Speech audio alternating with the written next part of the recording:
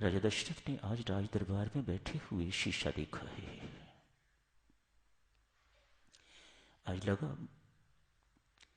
सिर पर जो मुकुट धरा हुआ है वह टेढ़ा है। उसे सीधा करने लगे तो देखा कि कान में एक बाल भी सफेद है। मानो बुढ़ापा मेरे कान में कह रहा है, सबके सामने नहीं।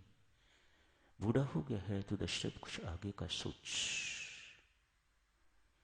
तेरा मुकुट टेढ़ा हो गया है, मानो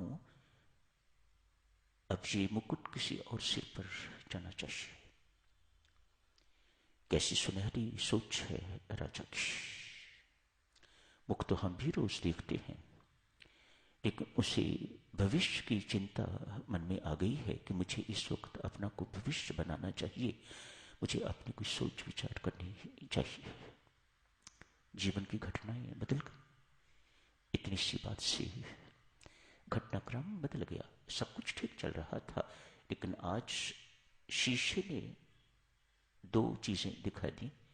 एक तो सिर पर धरा हुआ मुकुट टेढ़ा हो गया है, और दूसरे कान का बाल सफेद हो गया है। मानो बुढ़ापा कान में मेरे आके तो बोल रहा है, दशरथ तू बूढ़ा हो गया है, कुछ आगे की सोच। विचार विमर्श होने लग गई साक्षी।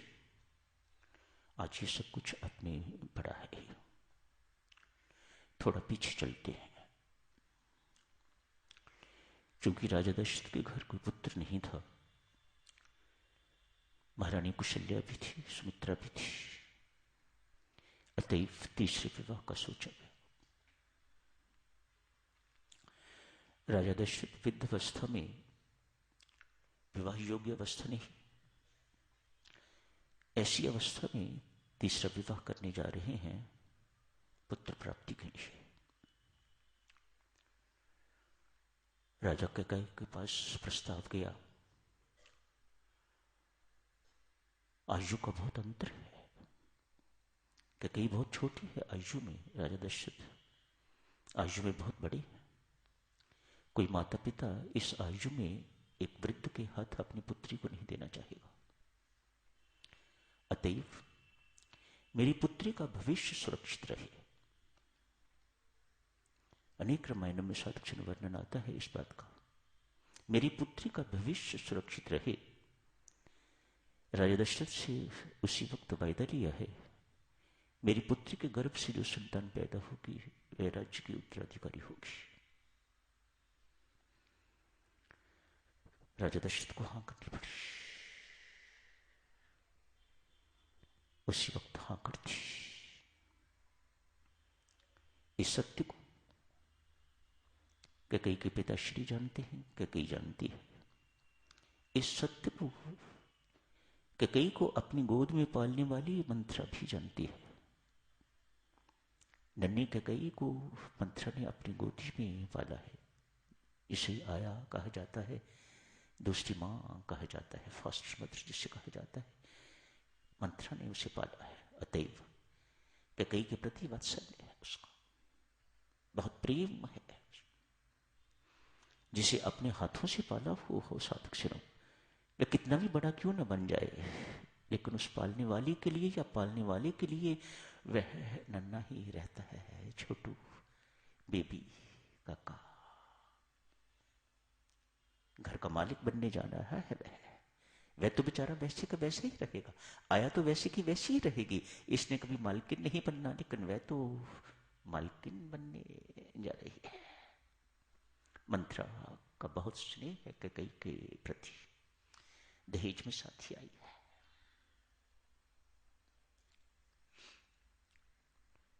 इस सत्य को साधुक्षणों महर्षि वशिष्ठ भी जानते हैं। राजा दशरथ ने कैकेयी के पिताश्री से वायदा किया हुआ है। आज परिस्थिति क्या उत्पन्न हुई है। दशरथ का मन साफ नहीं है इस वक्त, ऐसा लगता है देवीय सज्जनों।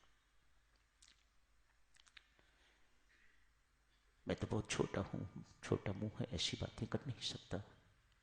लेकिन संतों महात्माओं की ऐसी विचारधारा है,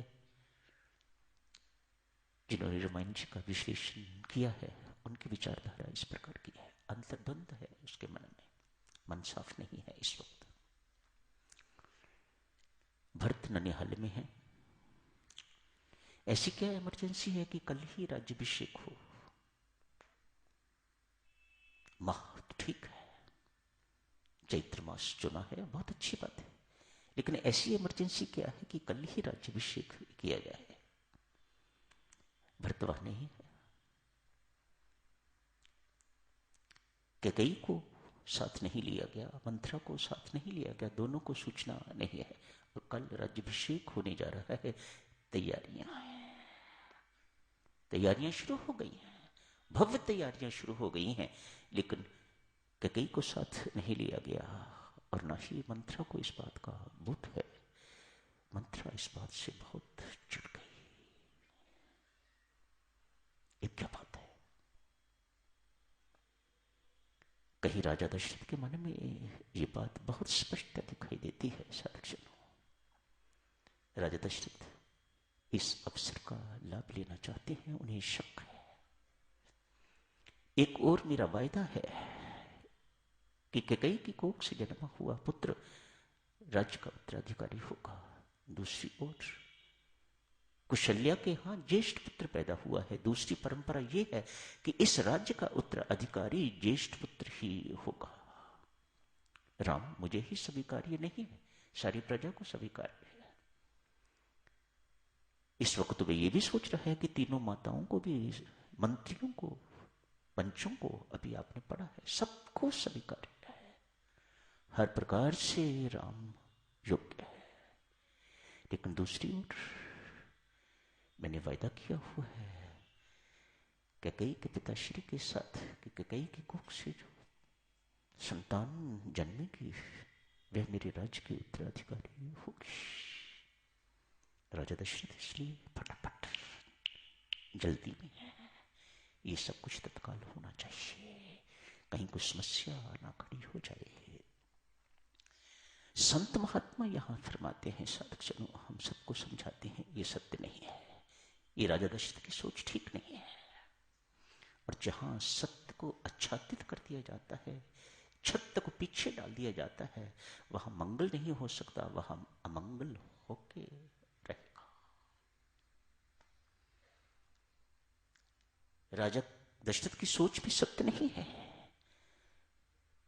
भरत को यदि किसी ने ठीक समझा है तो भरत कभी भूल से भी, कभी स्वप्न से भी ऐसा पग नहीं उठा सकता जैसा राजा दशरथ सोच रहा है। तो संत महात्मा यहां कहते हैं, भक्त जन यहां कहते हैं, राजा दशरथ की सोच ठीक नहीं। और ठोक बजा के कहते हैं, आज भरत यदि यहां होता और उसे ये परिस्थिति उसके सामने आती तो वनगमन कभी ना होता। भरत का चरित्र इतना ऊंचा है, भरत प्रेम इतना दिव्य है, भ्रातृ प्रेम इतना दिव्य है। देवी सज्जनों, ये सिचुएशन कभी अराइज न होती। आज की घटनाएं आपने पढ़ी, कल देखिएगा क्या होता है। तो यही समाप्त करने की इजाजत दीजिएगा। धन्यवाद।